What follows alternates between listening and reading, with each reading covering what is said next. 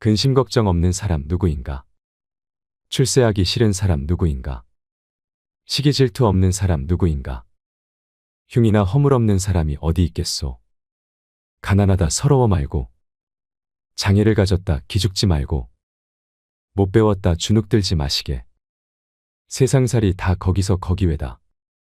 가진 것 많다고 유세 떨지 말고, 건강하다고 큰 소리 치지 말고, 명예를 얻었다고 목에 힘주지 마시게. 세상에 영원한 것은 없더이다. 잠시 잠깐 다니러 온 이 세상에서 있고 없음을 편가르지 말고 얼기설기 어우러져 살다 가세. 다 바람 같은 거라오. 뭘 그렇게 고민하오. 만남의 기쁨이건 이별의 슬픔이건 다 한순간이오. 사랑이 아무리 깊어도 산들 바람이고 오해가 아무리 커도 비바람이라오. 외로움이 아무리 지독해도 눈보라일 뿐이오. 폭풍이 아무리 세도 지난 뒤엔 고요하듯 아무리 지극한 사연도 지난 뒤엔 쓸쓸한 바람만 맴돈다오. 다 바람이라오. 버릴 것은 버려야지. 내 것이 아닌 것을 가지고 있으면 무엇하리오. 줄 게 있으면 줘야지. 가지고 있으면 뭐하오. 내 것도 아닌데 삶도 내 것이라고 하지 마소. 잠시 머물다 가는 것일 뿐인데 묶어둔다고 그냥 있겠소. 흐르는 세월 붙잡는다고 아니 가겠소. 그저 부질없는 욕심일 뿐. 삶에 억눌려 허리 한번 못 피고 인생 계급장 이마에 붙이고 뭐 그리 잘났다고 남의 것을 탐내시오. 훤한 대낮이 있으면 까만 밤하늘도 있지 않소. 낮과 밤이 바뀐다고 뭐 다른 게 있소. 살다 보면 기쁜 일도 슬픈 일도 다 있는 것. 잠시 연기하는 것일 뿐. 슬픈 표정 짓는다 하여 뭐 달라지는 게 있소.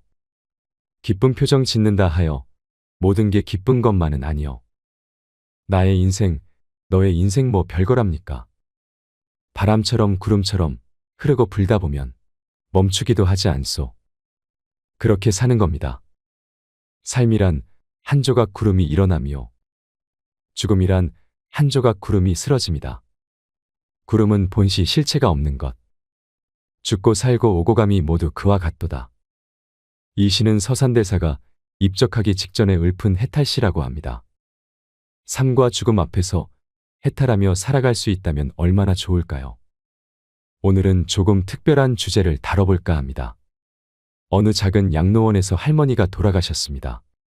간호사들이 조촐한 할머니의 짐을 정리하다가 그녀가 쓴 시를 발견하게 되었습니다. 시의 내용에 감동받은 간호사들이 이 시를 복사하여 모든 간호사에게 전달하였습니다. 그리고 모든 이들의 마음을 움직였던 이 시는 영상으로 만들어져서 소개되었고 인터넷을 통해 전 세계로 전달되었습니다. 그래서 오늘은 어느 양로원 할머니의 시를 소개하고자 합니다. 아래의 글은 어느 할머니의 글일 뿐이지만 우리 모두의 현재이거나 미래일지도 모른다는 생각을 하게 됩니다. 나이 들어서 요양원에 가지 않으려면 꼭 기억해야 하는 세 가지도 함께 들으시면 좋겠습니다. 어느 양로원 할머니의 시. 간호사님들, 무엇을 보시나요? 댁들이 저를 볼 때 무슨 생각을 하시나요? 현명하지 않고 변덕스러운 성질과 초점 없는 눈을 가진 투정이나 부리는 늙은 노인으로 보이겠지요. 음식을 흘린다고 핀잔을 주고 대체 왜 대답을 빨리 못하냐고 큰 소리로 말할 때면 전 정말 당신들이 조금 더 노력해 주기를 원했습니다. 당신들이 귀찮다고 나를 때리고 함부로 대할 때는 내 마음대로 움직이지 않는 몸뚱이로 저는 정말 용기를 내어 헛손질로나마 싸우고 싶었던 것이랍니다. 댁들이 하는 일도 못 알아차리는 것 같이 보이고 양말이나 신발 한 짝을 항상 잃어버리는 바보 같은 늙은 노인으로밖에는 안 보였나요? 내가 저항을 하든 말든 그것은 아무런 상관이 없다는 듯이 목욕을 시킬 때도 설거지 통그릇만도 못하고 대돌만도 못한 나의 몸뚱이에 눈물도 쏟아냈지만 흐르는 물에 감추어져 당신들 눈에는 보이지 않았겠지요. 음식을 나누어 먹는 것이 아닌 그냥 먹여주는 댁들의 눈에는 내가 가축보다 못난 노인으로 비추어졌나 봅니다. 댁들은 저를 그런 식으로 생각하나요? 당신들은 저를 정말 그런 식으로 보는 건가요? 제 팔에 든 수많은 멍자국들이 당신들 눈에는 망가진 보라색 도라지 꽃으로 보이던가요? 간호사님들, 그렇다면 이제 눈을 뜨고 그런 식으로 저를 보지 말아주세요. 이 자리에 꼼짝하지 않고 앉아서 나의 의지는 상실되어 댁들이 지시한 대로 행동하고 나의 의지가 아닌 댁들의 의지대로 먹고 온몸에 멍이 들어도 아픔을 삭혀야 되었던 제가 누구인지 말하겠습니다. 제가 10살 어린 아이였을 땐 사랑하는 아버지도 있었고 사랑하는 어머니도 있었고 형제들도 자매들도 있었답니다. 16이 되었을 땐 발에 날개를 달고 이제 곧 사랑할 사람을 만나러 다녔답니다. 20살 땐 평생의 사랑을 지키기로 약속하여 결혼하였고 나의 가슴은 고동쳤답니다. 25살이 되었을 땐 귀여운 어린 자녀들이 생겨났답니다. 당신들도 그런 어린 시절이 있었겠지요. 서로를 안아주고 감싸주는 행복한 가정이었답니다. 30살이 되었을 땐 어리기만 했던 자녀들이 성장하는 모습을 바라보며 우리 부부는 무엇과도 바꿀 수 없는 행복을 느꼈답니다. 지금 이 순간이 영원했으면 좋겠다. 이보다도 더 좋을 수는 없겠다 생각했습니다. 40살이 되었을 땐 어리기만 했던 아들, 딸들이 성장해서 집을 떠나게 되었지만 남편은 제 곁에 있어 슬프지 않았답니다. 50살이 되었을 땐 제 자식들은 직장에서 일을 하고 손주를 제 무릎에 안겨주었습니다.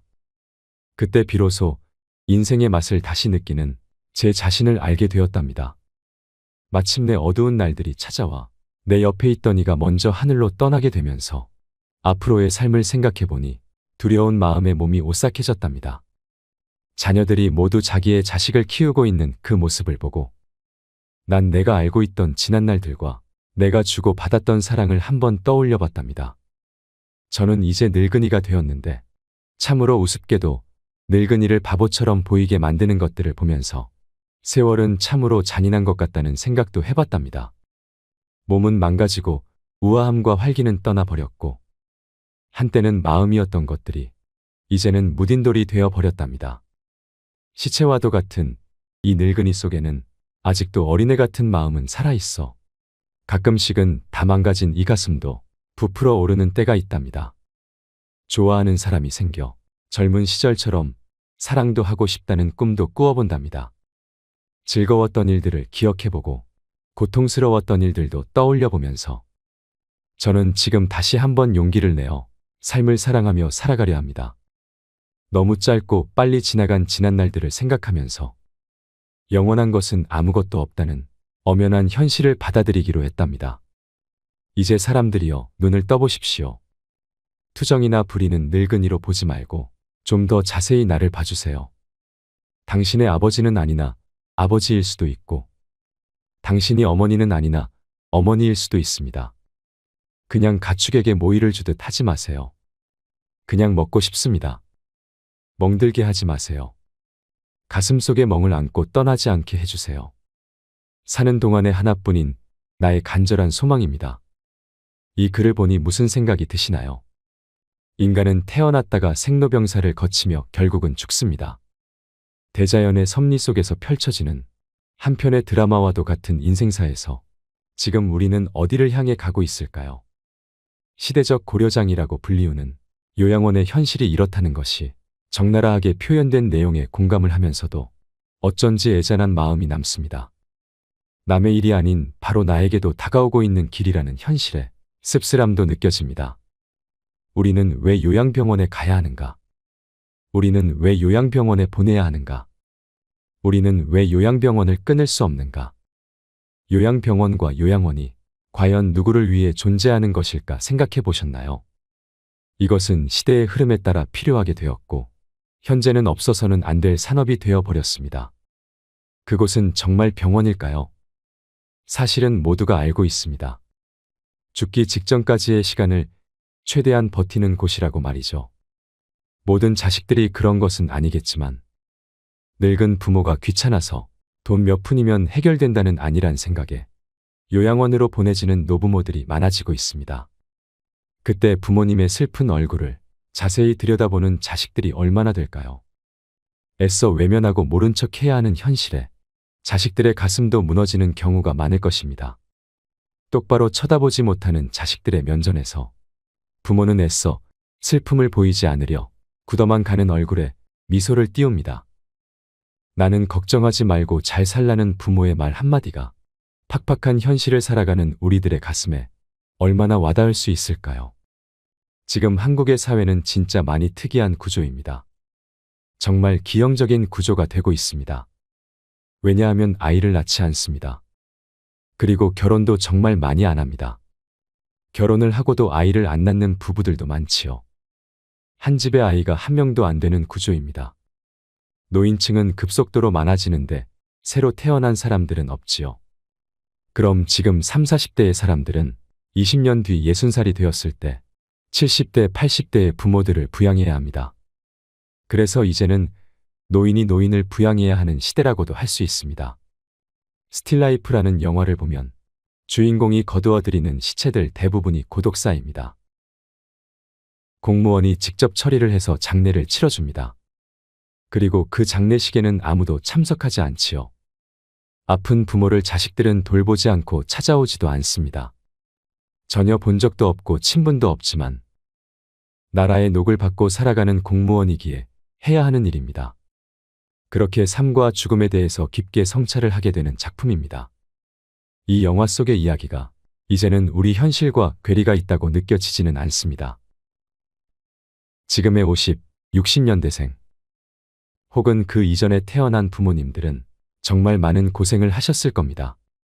아마 상상도 하기 힘들 정도로 엄청난 고생을 하셨을 거라 생각을 합니다.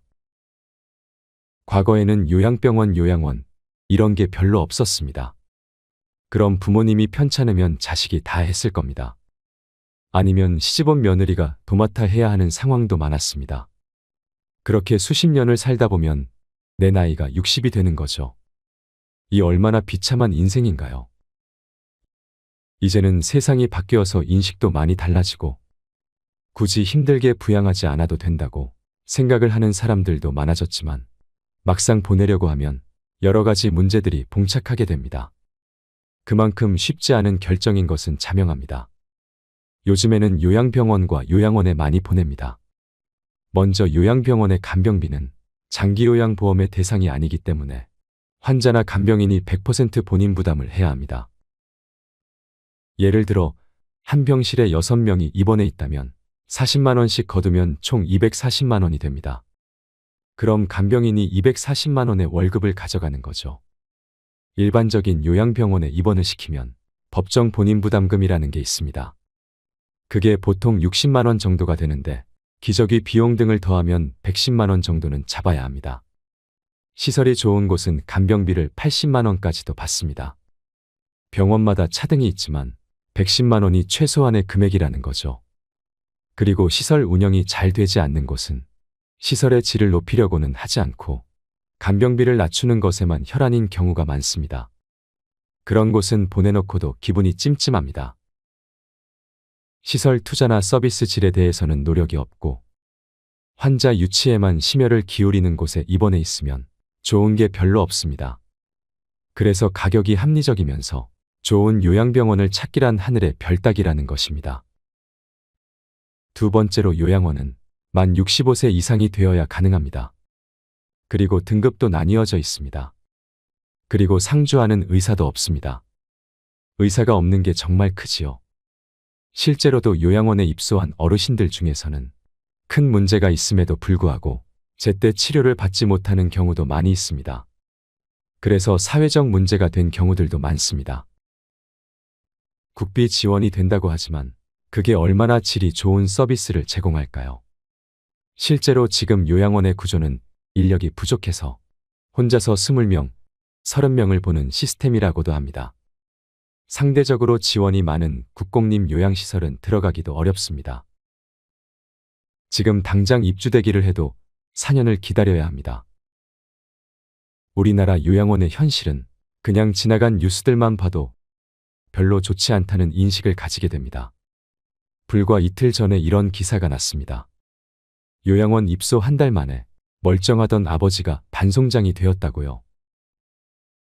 대형 병원을 찾아가 보니 요양원에서 밥을 억지로 먹이는 과정에서 흡인성 폐렴이 왔고 약물 과다 복용으로 신장 기능이 약화됐을 뿐만 아니라 영양 결핍과 탈수 증세까지 와서 중환자실 입원이 불가피하다는 설명이 돌아왔다고 합니다. 그런데 요양원 측에서는 우리가 오히려 난폭 행동을 견뎠다고 말합니다. 모든 요양원과 요양사 분들이 그렇다는 것은 아니지만 요양시설에 부모님을 보낸 수많은 보호자들이 혹시 내가 선택한 요양원은 아닌지 걱정할 수밖에 없는 기사이지요. 요양원은 종신형을 받은 죄수를 가두는 감옥이 아닙니다. 그런데 한국의 요양원은 꼭 감옥 같다고 말씀하시는 분들이 많습니다. 보건복지부가 발표한 현황에 따르면 시설 내 학대 건수가 급속도로 증가하는 추세라고 합니다. 죽음마저도 두렵고 비참하게 만드는 이 현실이 너무도 안타까울 뿐입니다. 그래서 노인분들도 이런 기사들을 많이 접하면서 요양시설에 일단 들어간다는 것 자체가 내가 죽으러 가는구나 라고 생각하게 됩니다. 인생의 끝자락에서 모든 것과의 이별을 준비해야 함을 알면서도 자식에게 버림받는 느낌을 받는 분들도 많습니다. 실제로 자신들이 감당하기 싫고 힘드니까 시설에 보내는 것은 부정할 수 없는 사실일 것입니다. 물론 자식에게 좋은 부모가 아니었다면 결정은 더욱 뻔할 것입니다. 그런데 한번 생각해 보세요. 아무리 좋은 호텔에 가도 우리 집만한 곳이 없다고 느끼는 것이 사람 마음입니다. 내가 아무리 돈이 많아서 최상급, 최고급 요양시설에 들어간다고 해도 내 집에 오고 싶은 마음이 당연할 것입니다. 익숙한 환경과 익숙한 사람들이 있는 곳이 제일 좋다는 것입니다. 어떻게 죽을지 준비를 하는 것도 나이가 들면 자연스럽게 생각을 해볼 문제라고 생각합니다. 만약 이 모든 것이 거스를 수 없는 시대의 흐름이라면 막연하게 걱정만 하고 있기보다는 노후를 행복하게 보낼 준비를 내가 직접 해야 하지 않을까요? 나이 들어 요양원에 가지 않고 독립하여 노후를 건강하게 보내려면 이것 세 가지만 기억하시면 좋겠습니다. 첫째는 육체적 독립입니다. 노후에 요양원에 가지 않고 다른 사람에게 의존하지 않으려면 육체적인 면에서 독립할 수 있는 능력을 갖추는 것이 가장 중요합니다. 건강 수명을 늘려야 하는 것입니다. 이를 위해서는 먼저 기초 체력을 유지하는 것이 매우 중요합니다. 기초 체력을 유지하려면 먼저 근력 운동을 하셔야 합니다. 나이가 들어갈수록 걷지 않으면 걷고 싶어도 못 걷게 된다는 말이 있습니다. 누우면 죽고 서면 산다는 말도 있지요. 나이 들어 근력이 줄어드는 순간 급속도로 노화가 시작됩니다. 인생 후반기를 살아가시는 분들은 갑자기 하반신이 가늘어지는 경험을 하시는 분들이 많으실 겁니다. 일찍 골다공증이 찾아오는 경우도 있고 허리나 어깨가 굽거나 상체가 앞으로 기우는 경우를 겪게 됩니다. 무릎도 온전히 피지 못하고 구부러진 상태로 굳어버리게 되는데요. 이것은 근력이 약해져서 근육이 우리 몸을 지탱해주지 못해서입니다. 이러한 증상이 심해지면 팔과 다리에 힘이 없어져서 일상생활을 정상적으로 영위할 수 없게 됩니다. 노후에 다른 사람에게 의존하지 않고 독립적인 삶을 살려면 근력을 유지하는 것이 그 무엇보다도 중요합니다. 아령을 들고 발 뒤꿈치를 들었다 내렸다 하거나 다리를 어깨 넓이로 벌리고 서서 무릎 높이까지 앉았다 서기를 한다거나 또는 누워서 윗몸 일으키기를 하는 등 꾸준히 근력 운동을 해보시길 바랍니다. 그리고 유산소 운동도 중요한데요. 대표적인 유산소 운동으로는 걷기나 줄넘기 하기, 수영과 자전거 타기 등 매우 다양합니다.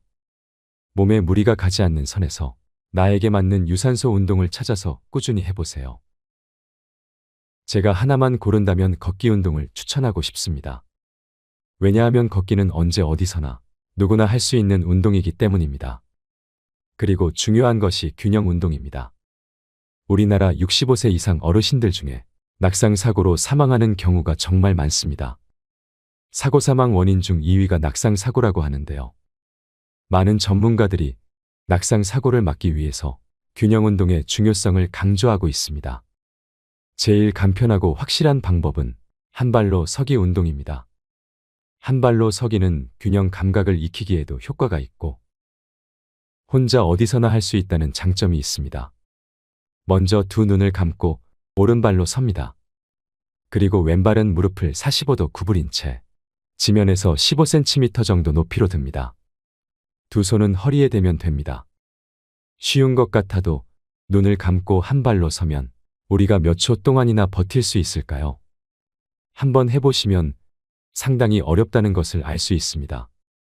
실제로 한 발 서기를 해보면 앞뒤 양옆으로 몸이 이리저리 흔들리고 얼마 지나지 않아서 다리가 뻐근해집니다. 그만큼 평소에 쓰지 않던 근육을 많이 사용하기 때문이지요. 꾸준히 하시면 균형 감각도 향상되면서 한 발로 서서 버티는 시간도 늘어납니다. 둘째는 정신적 독립입니다. 나이 들어서 정신적으로 독립하기 위해서는 무엇이 필요할까요? 가장 중요한 것은 치매에 걸리지 않고 우울증에 걸리지 않는 것입니다. 먼저 치매에 걸리지 않으려면 어떻게 해야 할까요? 아직 치매 백신은 개발되지 않았고 치매를 치료하는 약도 없습니다. 지금까지 개발된 치매 약은 치매 악화를 지연시키는 효과만 있을 뿐입니다. 그래서 우리가 치매 예방을 위해서 할 수 있는 것은 생활 습관을 바꾸고 식생활을 개선하는 것이 최선입니다.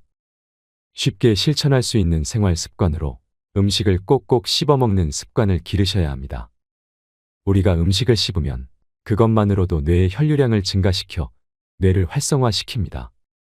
잘 씹는 습관이 치매를 예방해주는 효과가 있는 것이지요. 껌을 자주 씹는 것도 도움이 될 수 있습니다. 그리고 일기를 쓰는 습관도 길러보세요. 치매 환자들에게는 한 가지 특징이 있습니다. 치매 초기에는 장기 기억은 잘 회상하면서도 단기 기억은 잘 기억해내지 못하는 것입니다. 그 이유는 단기 기억을 만들어내는 기관인 해마라는 부위가 망가졌거나 기능이 떨어지기 때문입니다. 이를 막으려면 매일 일기를 쓰는 것이 좋습니다. 일기를 쓰면서 생각을 떠올리면 그것이 해마에 자극을 주어 해마의 기능이 퇴화되는 것을 막고 더 나아가서는 향상시키기까지 한다고 전문가들은 이야기합니다. 그리고 새로운 일에 도전하고 머리를 많이 쓰는 생활 습관을 들이세요. 뇌는 자극을 먹고 산다고 할 만큼 끊임없는 자극을 원합니다. 자극 중에서도 뇌가 가장 좋아하는 자극은 바로 새로운 자극입니다. 뇌가 환호하는 자극이 될 수 있는 것을 많이 경험해 보세요. 예를 들면 새로운 악기를 연주하는 것을 배운다거나 새로운 요리법을 배운다거나 새로운 노래나 춤 등을 배우는 것이 모두 뇌를 건강하게 만드는 방법이 됩니다.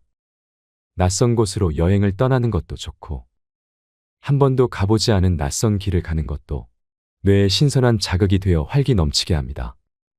또한 사회활동에 적극 참여하는 생활 습관도 만들어 보세요.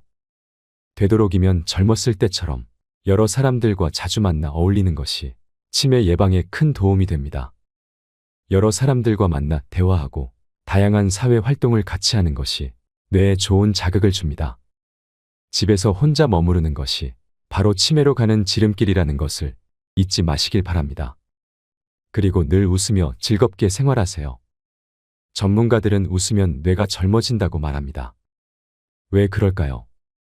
웃음은 좌뇌와 우뇌를 같이 자극하고 얼굴 근육의 움직임을 통해 뇌 회로를 활성화시키기 때문이라고 합니다. 우리가 기분이 좋으면 뇌의 혈류가 활발하게 흐르고 이로 인해 의욕이 넘치며 몸에 활력이 돌게 됩니다. 웃음의 효과가 참 대단하지요. 그런데 우리 뇌는 특이한 점이 있습니다. 그것은 바로 뇌는 진짜 웃음과 가짜 웃음을 구분하지 못한다는 점입니다.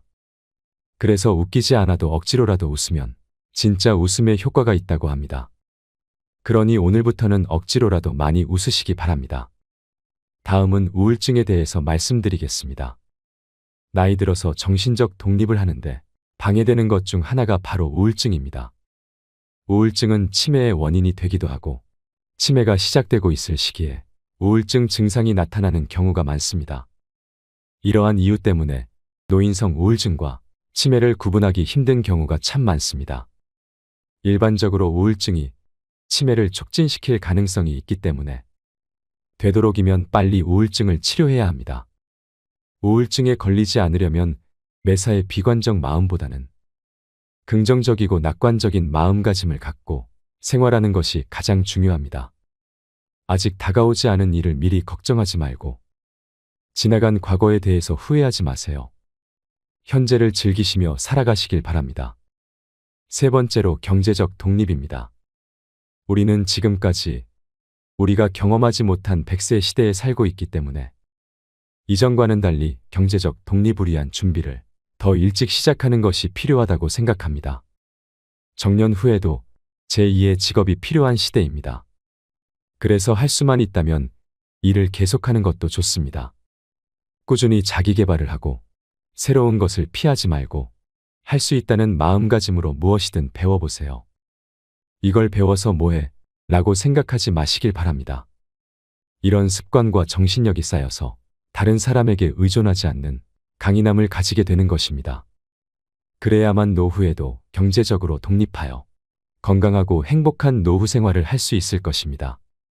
사람이 나이 들고 늙고 병이 드는 것은 당연한 순서이지만 저는 죽음 앞에서 온전한 정신과 육체를 최대한 유지하고 싶다는 생각을 하곤 합니다.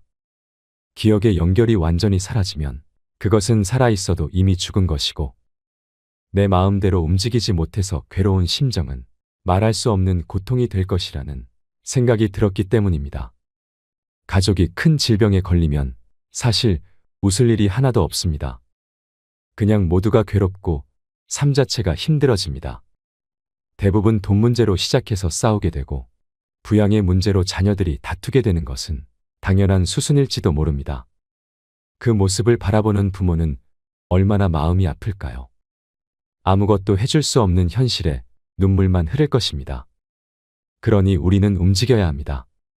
그래서 사는 동안 건강하고 행복해야 합니다. 법륜 스님께서 말씀하신 인생 조언 4가지가 있습니다. 첫째, 행복을 구걸하지 마세요. 남이 어떻게 나오느냐에 따라서 행복과 불행이 결정된다는 것은 내 인생의 칼자루를 남이 들고 있는 것이나 마찬가지이기 때문입니다. 남이 어떻게 하든 나는 아무 문제 없다는 중심을 잡고 당찬 마음으로 내 인생을 살아가세요. 둘째, 모르면 물어서 알면 되고 틀리면 고치면 되고 잘못했으면 뉘우치면 됩니다. 이것이 어떤 조건에서도 주눅들지 않고 내가 내 인생의 주인공으로 살아가는 방법입니다. 이런 자세로 인생을 살면 겁날 것이 없습니다. 셋째, 인생에는 정답이 없습니다. 우리 모두는 각자 자기가 선택한 대로 살다가 갈 뿐입니다. 어떤 선택을 하느냐가 중요한 것이 아니고 어떤 선택을 했든 그에 따른 책임을 지면 됩니다. 넷째, 잘 산 인생은 높은 자리에 오르고 성공한 것이 아니라 내일 죽어도 여한이 없는 삶입니다. 누구나 죽는다는 것을 알고 있지만 마치 영원히 살 것처럼 오늘 하루를 허투루 보냅니다. 그러니 최선을 다하는 하루하루를 쌓아나가서 죽는 날 여한을 남기지 마시길 바랍니다. 병에 물을 담으면 물병이 되고 꽃을 담으면 꽃병, 꿀을 담으면 꿀병이 됩니다.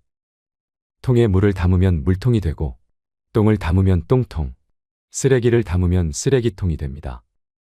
그릇에 밥을 담으면 밥그릇이 되고 국을 담으면 국그릇, 김치를 담으면 김치 그릇이 됩니다. 병이나 통이나 그릇은 그 안에 무엇을 담느냐에 따라 좋은 쓰임으로 쓸 수도 있고 허드렛 일에 쓰일 수도 있습니다. 꿀병이나 물통이나 밥그릇 등 좋은 것을 담은 것들은 자주 닦아 깨끗하게 하고 좋은 대접을 받는 대신 좋다고 여기지 않는 것을 담은 것들은 한번 쓰고 버리거나 가까이 하지 않고 오히려 멀리하려는 나쁜 대접을 받습니다. 그리고 이러한 병, 통, 그릇들은 함부로 마구 다루면 깨어지거나 부서져서 곧 못쓰게 되기 쉽습니다. 우리 사람들의 마음도 이것들과 똑같아서 그 안에 무엇을 담느냐에 따라 좋은 대접을 받을 수도 있고 못된 대접을 받아 천덕꾸러기가 될 수도 있습니다. 즉, 우리 마음속에 담겨 있는 것들이 무엇이냐에 따라 사람 대접을 받느냐 아니냐로 달라지는 것이라는 말입니다.